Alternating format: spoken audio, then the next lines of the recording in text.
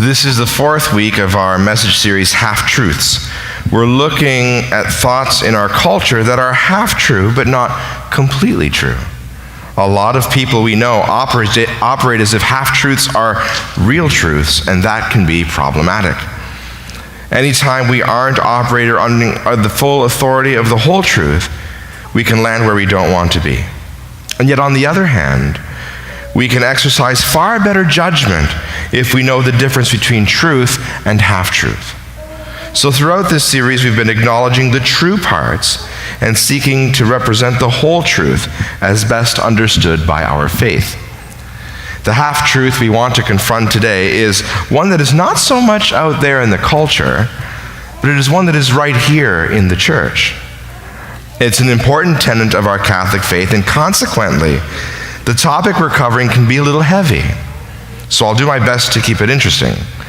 And if you only walk away thinking, wow, there's a lot more than I realized, well, then I'm going to consider that as a win. The half-truth that we're going to discuss today is prevalent, it is commonplace, and it's under-acknowledged, and it is this: the Eucharist is just a symbol. The Eucharist is just a symbol. Now, the Eucharist, Holy Communion, is one of the 7 sacraments of the Church. And the textbook definition of a sacrament is this: it is an outward sign instituted by Christ. A sacrament is a sign or a symbol. Sacraments are these physical signs to show what God wants to do for us spiritually. Baptism, for instance, uses water. Confirmation uses oil. At Mass, there's bread and wine. These are all signs instituted by Christ to show that He wants to nourish us and strengthen us and remain with us and care for us. So if anyone says that Holy Communion is a symbol, they're right, but they're only half right. The full definition of a sacrament goes like this: it is an outward sign instituted by Christ to impart grace. Straight out of the Catechism. There is an outward piece to it, the physical sign, the thing that we see, and a hidden, non-visible piece, and that hidden piece is all about grace. To get to the whole truth, we're going to look at a passage from St. Mark's Gospel. We heard it today. I mentioned earlier that the sacraments were instituted or started by Christ. So we're going to look at when He did that. St. Mark writes, on the first day of unleavened bread, when the Passover lamb is sacrificed, the disciples said to Jesus, "Where do you want us to go and make the preparations for you to eat the Passover?" Friends, to appreciate fully the Eucharist, you need to understand the Passover meal. Jesus was Jewish, and He celebrated the Passover like any other pious Jew would. Passover celebrates a historic event, God delivering the Jewish people from Egyptian slavery. You see, the Israelites were slaves in Egypt for hundreds of years. Then one day, God calls Moses to lead His people out of slavery. Moses went to Pharaoh and said, "Thus says the Lord, the God of Israel, let my people go, that they may hold a feast for me in the wilderness, that we may offer sacrifice to the Lord our God." This is often missed. But in the beginning, God just wanted the Israelites to be able to worship Him. Pharaoh refused even that request. So God sends all these plagues to Egypt to help Pharaoh feel the pain of his own bad decisions. It's an unfortunate truth of life that often we don't change as we should change until we feel pain. But that's another message for another day. Pharaoh remains unmoved by plague after plague. So then God sends the final plague, death. All sin leads to some form of death. The consequences of Pharaoh's sin was the death of all the firstborn in his kingdom. To protect the Jewish people from this terrible punishment, God institutes the Passover. God told the Jewish people to select an unblemished male lamb, in other words, one that would be more expensive, and to sacrifice it as an act of worship. Then to smear the blood over the wood of their doorposts as a sign that would eventually save them. And then they had to eat the lamb. You had to eat the lamb that had been sacrificed on your behalf to benefit from its death. So the angel of death would pass over your home. After the night of Passover and the death of his own son, Pharaoh finally allows the Israelites to leave. He essentially tells them to go, get out, and never to come back. It was the celebration of this Passover meal, friends, that kick-started the rest of the events in the book of Exodus and a new chapter for the Israelite people. When Jews at the time of Jesus celebrated the Passover, it's not like the way we celebrate holidays or events. For instance, when we celebrate Remembrance Day, we certainly remember the soldiers who fought for our country with great respect and fondness. But we don't think of ourselves as reliving or participating in the events of the First and Second World War. We simply remember. We remember, we're not reliving. For the Jewish people, when they celebrate Passover, they're not just remembering it, but they're reliving it. Celebrating it was participating in it, making it present again. By taking part in the Passover, they believed that in some mysterious way, it was made really present once again. So fast forward 1,500 years to Jesus' time on earth. At the Last Supper, Mark tells us this: while they were eating, he took a loaf of bread, and after blessing it, he broke it, gave it to them, and said, "Take, this represents my body." Actually, he didn't say that. He said, "Take, this is my body. This is my body." In a similar way, he goes on to say, "Then he took a cup, and after giving thanks, he gave it to them, and all of them drank from it. He said to them, 'This is my blood of the covenant, which is poured out for many.'" At a Passover meal, the cup would have contained wine. But Jesus didn't tell them to drink the wine. Instead, he says, "This is my blood."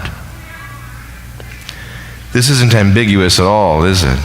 Jesus leaves no room for puzzling or pondering here.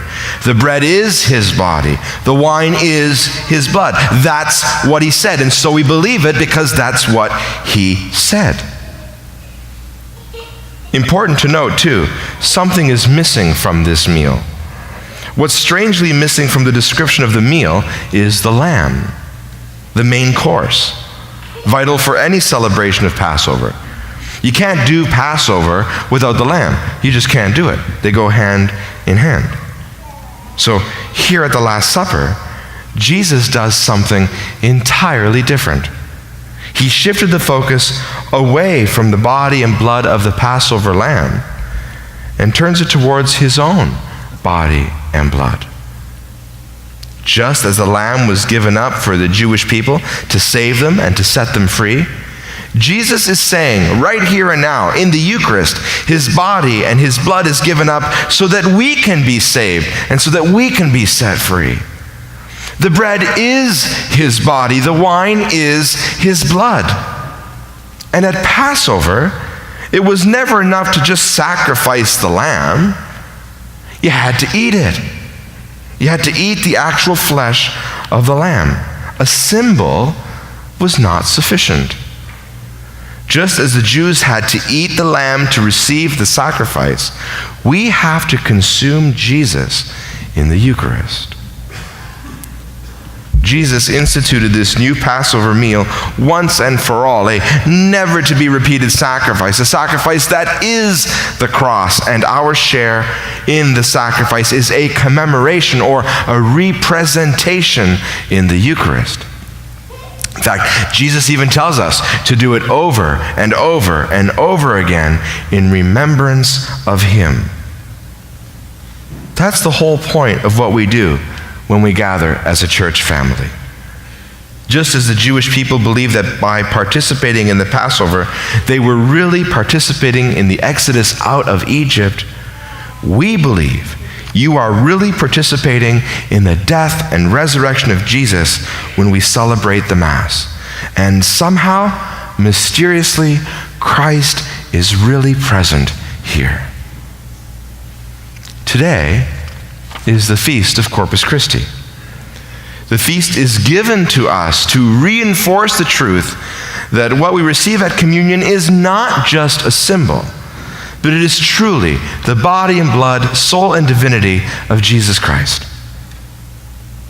So what do you do with all of that information? Well, here are a few thoughts. First, for those who are not Catholic, I hope that this gave you some insight into what we believe we're doing as Catholics.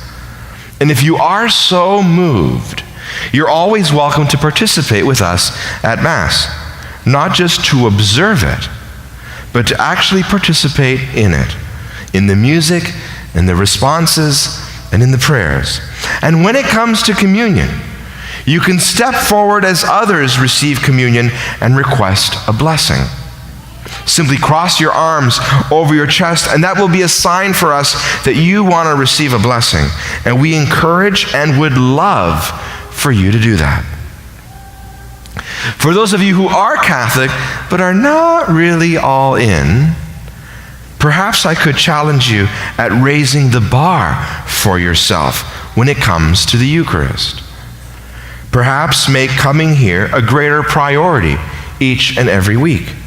Or maybe part of your lifestyle and a part of who you are and who you're becoming as a part of this church family.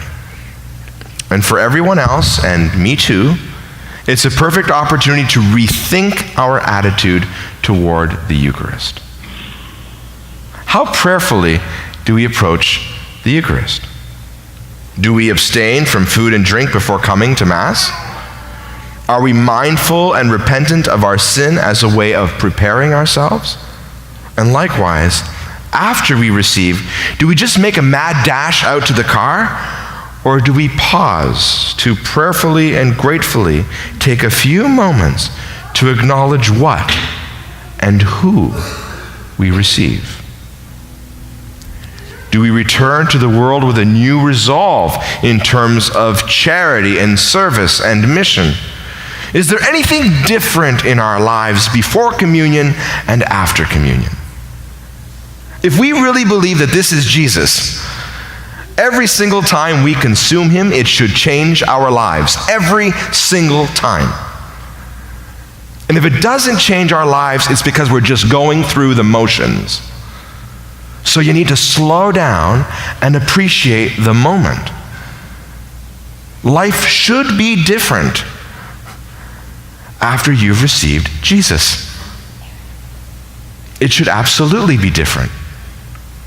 I remember being a young kid and seeing my first celebrity. And I couldn't stop talking about it. I went to my friends, it kind of changed my life. These people that you see on TV, I suddenly saw in person, and it changed things. Well, we read about Jesus in the scriptures, but we come here to receive him. That should change everything. And if it doesn't, I would ask, why isn't it changing everything? To put it another way, and to put it more simply, are we becoming what we receive? They say you are what you eat. Well, you're eating Jesus. Are you becoming more like Jesus after you consume him? May God bless you all.